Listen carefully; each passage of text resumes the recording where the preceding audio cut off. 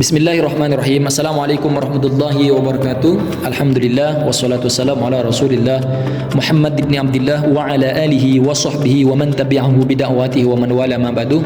Baik, langsung saja pada kesempatan kali ini saya ingin menyampaikan salah satu yang menjadi kegiatan kami di bulan Ramadan ini, yang kemudian kami beri tema besar dialektika Ramadan pada tema yang keempat, yaitu problematika bangsa, baik dari sektor hukum, pembangunan dan sebagainya. Artinya hal-hal yang menjadi problematika bangsa kita ingin saya sampaikan sebagian ya pada kesempatan kali ini, karena sebetulnya banyak problematika bangsa kita gitu loh, tidak sedikit, banyaklah problematikanya. Nah, sebelumnya ingin saya sampaikan bahwa hal-hal yang ingin saya sampaikan pada kesempatan kali ini itu sesuai dengan data dan fakta yang saya dapatkan. Artinya jika nanti mungkin ada sebagian teman-teman yang mendengarkan apa yang saya uraikan ini lalu tidak sepakat dengan apa yang saya sampaikan, mari kita diskusikan. Yang penting jangan berdasarkan asumsi pribadi gitu loh, sesuai dengan data dan faktanya. Harus membawa data dan fakta, sebagaimana saya juga membawa data dan fakta. Nah, sebelumnya ingin saya sampaikan bahwa setiap negara itu pasti mempunyai aturan masing-masing untuk menertibkan negaranya, untuk menertibkan masyarakatnya, karena aturan itu tujuannya dibuat untuk membuat ketertiban di dalam suatu negara itu sendiri. Terkadang ada suatu aturan yang kita anut di Indonesia yang tidak dianut di negara lain. Itu bukan cuma ada, tapi banyak. Artinya hal-hal yang menjadi problematika dalam hukum kita itu belum tentu menjadi problematika di negara lain karena perbedaan aturan. Seperti contoh di Jepang, pornografi itu legal teman-teman, nggak jadi persoalan di situ, walaupun dilakukan di daerah publik gitu loh, walaupun dilakukan di daerah umum, bahkan walaupun dipublis ke media sosial, nggak jadi persoalan kalau di sana. Beda dengan yang ada di Indonesia. Yang ada di Indonesia itu tidak boleh, apalagi di tempat umum, di tempat tersembunyi pun kita nanti bisa dijerat dengan menggunakan pasal pidana kita kalau sampai ketahuan. Kalau nggak ketahuan aman di mata manusia, tapi tidak aman di mata Tuhan gitu, karena beda aturan. Apalagi nanti kalau sampai dipublis ke media sosial akan terkena undang-undang pornografi. Jadi sesuatu yang menjadi problematika hukum kita belum tentu menjadi problematika hukum di negara lain. Seperti contoh lagi, di negara Amerika minuman keras itu legal di sana, udah biasa dijadikan jamuan untuk menyambut tamu, nggak jadi persoalan walaupun diminum di daerah publik. Beda dengan yang ada di Indonesia. Yang ada di Indonesia, misal kalau ada teman-teman yang minum minuman keras nanti lalu kelihatan oleh aparat penegak hukum, bisa ditangkap. Ya walaupun sebagian oknum penegak hukum juga minum minuman keras. Itu unik teman-teman, negara kita itu unik. Ada sebagian polisi yang membunuh, ada sebagian polisi yang saling tembak, ada sebagian polisi yang jual sabu-sabu menjadi bandar. Itu kan kasusnya kemarin rame itu. Ya itulah Indonesia gitu, nggak usah heran, udah biasa dengan hal-hal yang seperti itu. Kalau nanti ada yang tidak terima terhadap apa yang saya sampaikan ini, berarti pelaku gitu. Sebelumnya di dalam persoalan hukum kita itu banyak persoalan yang saya anggap persoalan gitu loh, terutama dalam undang-undang ITE kita dan KUHP baru kerap digunakan sebagai instrumen untuk membungkam kritik publik terhadap pemerintah atau pejabat, bukan untuk melindungi masyarakat gitu loh. Sesuai dengan pasal 240 ayat 1 yang berbunyi bahwa setiap orang yang di muka umum dengan lisan atau tulisan menghina pemerintah atau lembaga negara dipidana dengan pidana penjara paling lama 1 tahun 6 bulan atau pidana denda paling banyak kategori 2. Artinya dari pasal ini pemerintah sebetulnya ingin membungkam para aktivis yang sering mengkritisi pemerintah, karena bisa jadi nanti kritikan-kritikan yang disampaikan oleh masyarakat itu dianggap sebagai penghinaan, sehingga bisa dijerat dengan menggunakan pasal ini. Nah, pada pasal 241 ayat 1 ini juga agak unik teman-teman, mengatur pemidanaan bagi yang menyiarkan atau menyebarluaskan, bahasa lainnya meng-share lah, membagikan gitu. Itu hati-hati teman-teman, itu ada pasalnya juga, yang berbentuk penghinaan tersebut melalui sarana teknologi informasi dengan ancaman pidana penjara paling lama 3 tahun. Jadi orang-orang walaupun tidak mengkritisi pemerintah, tidak menghina pemerintah, baik lewat ya tergantunglah nanti gitu. Bisa jadi ini sebagai peralat untuk menjerat para aktivis yang sering mengkritisi pemerintah, yang sering memberikan masukan ke pemerintah. Jadi kalau ada pemerintah nanti pejabat publik tidak enak dengan kritikan-kritikan yang dilontarkan oleh masyarakat, bisa menjerat menggunakan pasal ini, dianggap sebagai penghinaan. Itu bisa masuk nanti teman-teman. Artinya di sini pemerintah sudah memberikan batasan demokrasi kita. Seharusnya kita bisa berekspresi, menyampaikan gagasan terhadap pemerintah kita. Dengan adanya pasal ini justru menjadi problematika, karena bisa jadi nanti kritikan-kritikan yang disampaikan oleh masyarakat dianggap sebagai penghinaan sehingga dijerat dengan menggunakan pasal ini. Dan itu berbahaya. Tidak hanya orang yang menyampaikan kritikan, orang yang menyebarluaskan hal itu yang dianggap sebagai penghinaan itu juga terkena pasal nanti. Anda menyebarkan di TikTok lalu dilihat dan dianggap sebagai penghinaan oleh pemerintah, Anda juga bisa kena. Makanya hati-hati. Ini negara Konoha gitu. Ini unik negara kita, teman-teman. Aturannya nggak jelas, bahkan ada sebagian ya legislator kita yang bukan jurusan hukum gitu, tapi membuat peraturan, nggak pernah belajar hukum, nggak pernah belajar bahasa hukum, nggak pernah belajar filsafat hukum, tiba-tiba membuat aturan, dan yang mengimplementasikan, yang harus mengamalkan itu orang-orang yang paham hukum. Itu bahaya dengan adanya pasal ini.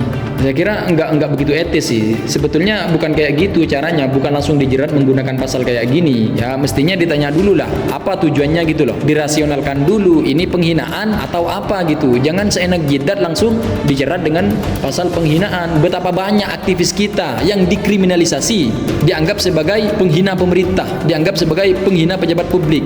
Itu banyak dari dulu, dari Munir dan sebagainya. Itu banyak masyarakat-masyarakat, aktivis-aktivis yang menjadi korban, dianggap sebagai orang yang menghina pemerintah, yang sejatinya mereka sebetulnya memberikan saran, memberikan kritikan, memberikan masukan terhadap pejabat publik, terhadap negara kita.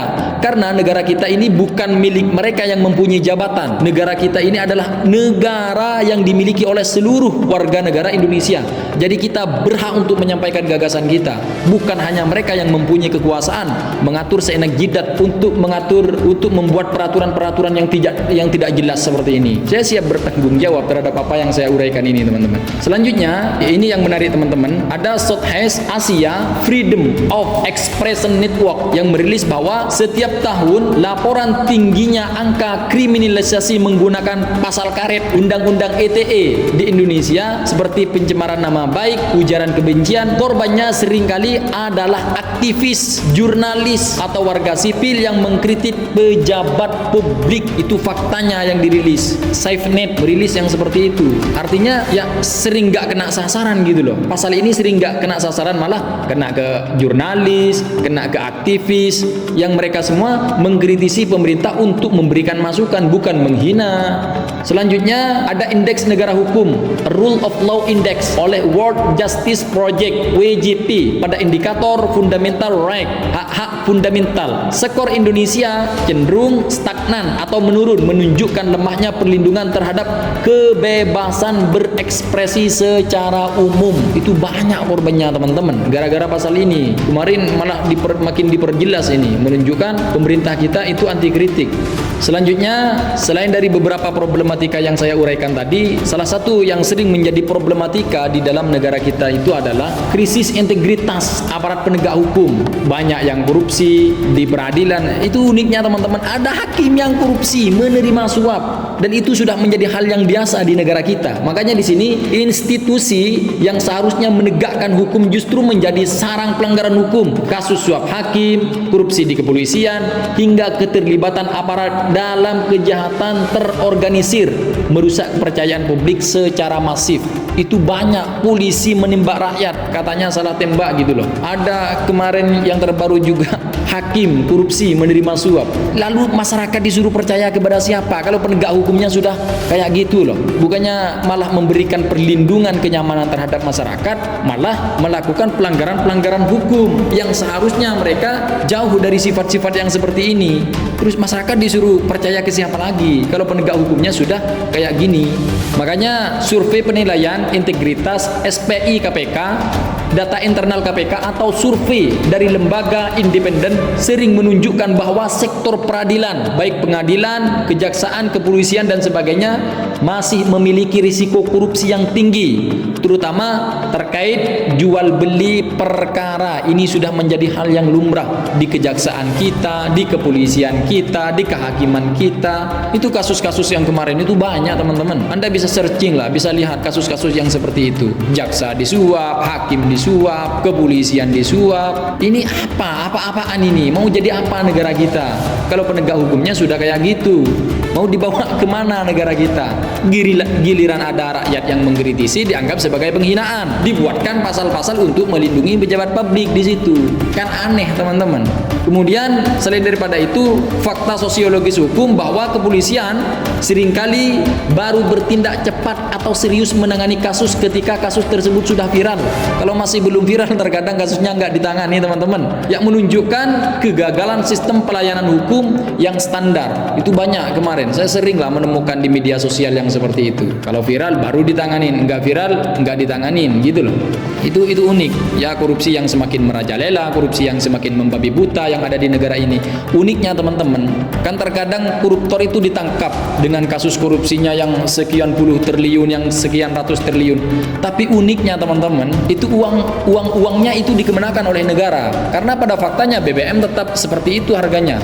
Sandang pangan tetap mahal, gitu loh.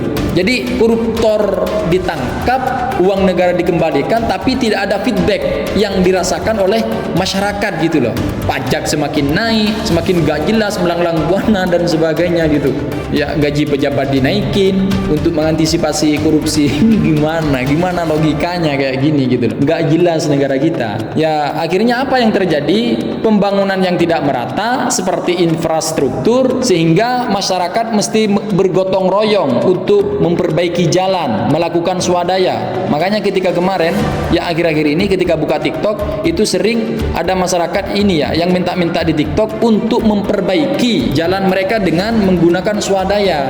Seharusnya fasilitas-fasilitas yang seperti ini kan seharusnya otoritas negara untuk memperbaiki yang seperti ini. Artinya kalau sudah ada masyarakat yang melakukan swadaya untuk memperbaiki jalan, menunjukkan kegagalan pemerintah untuk memberikan fasilitas terbaik kepada masyarakatnya. Kan nggak ada gunanya, teman-teman, semuanya dipajakin, giliran jalan rusak dibiarin, gitu loh. Harus masyarakat yang turun jalan memperbaiki sendiri dengan menggunakan swadaya masyarakat itu sendiri. Salah satu yang sering menjadi problematika di negara kita adalah pembentukan peraturan undang-undang yang elitis, mengabaikan partisipasi publik. Itu terjadi kemarin. Proses legislasi pembuatan undang-undang di DPR seringkali dilakukan dengan sangat cepat, fast track legislation, tertutup dan mengabaikan prinsip meaningful participation, partisipasi yang bermakna dari masyarakat sipil. Makanya ketika DPR kemudian membuat peraturan, ketika diuji ke masyarakat itu sering nggak maksimal. Seharusnya kan itu ada uji undang-undang, teman-teman, baik nggak diterapkan ke masyarakat, gitu loh. Bagaimana reaksi masyarakat? Makanya ketika ditetapkan menjadi peraturan resmi, masyarakat banyak yang mendemo, nggak setuju terhadap peraturan yang dibuat. Itu menunjukkan bahwa peraturan yang dibuat itu sudah tidak berkualitas, memunculkan pro dan kontra di dalam masyarakat. Karena uji peraturannya tidak jelas di situ, tidak maksimal, langsung ditetapkan begitu aja, gitu loh. Makanya putusan Mahkamah Konstitusi, contoh paling nyata adalah putusan MK nomor 19 PUU 2020 yang menyatakan UU Cipta Kerja konstitusional bermasyarakat karena cacat formil. Proses pembuatannya melanggar asas pembuatan peraturan perundang-undangan yang baik. Ini dari MK, teman-teman, menyatakan bahwa sudah melanggar pembuatan perundang-undangan yang baik, gitu loh. Terutama ketidakadaan partisipasi publik yang bermakna, tidak melibatkan publik di situ, tergesa-gesa, nggak tahu entah kenapa. Padahal mereka dibiayai loh. Ketika membuat undang-undang itu ada biaya khusus, biaya rapat dan sebagainya, yang anggarannya juga tidak sedikit. Fasilitasnya, tempat tidurnya diberikan oleh negara. Tapi seringkali aturan yang dibuat mungkin saking dari nyari fasilitas enak sehingga mereka logikanya nggak nyambung gitu loh, karena terlalu enak hidup. Ya akhirnya yang dihasilkan undang-undangnya sering memunculkan pro dan kontra di dalam masyarakat kita. Ya karena selain dari sisi itu, ada sebagian legislator kita yang ya tidak pernah belajar hukum gitu loh, yang mereka nggak pernah belajar filsafat hukum, nggak pernah belajar bahasa hukum, dan oleh negara difasilitasi untuk membuat peraturan. Gimana logikanya, gimana nanti peraturan kita berkualitas kalau orang yang kemudian membuat peraturan saja tidak ngerti hukum gitu loh. Kan unik teman-teman, unik, negara kita unik. Makanya kata Bang Rocky itu kalau sampai jadi presiden gitu loh, yang pertama kali mau ditutup itu bubarkan DPR karena dianggap nggak ada gunanya teman-teman. Mungkin itu yang dapat saya sampaikan, kurang dan lebihnya mohon maaf. Billahi taufik wal hidayah. Wassalamualaikum warahmatullahi wabarakatuh.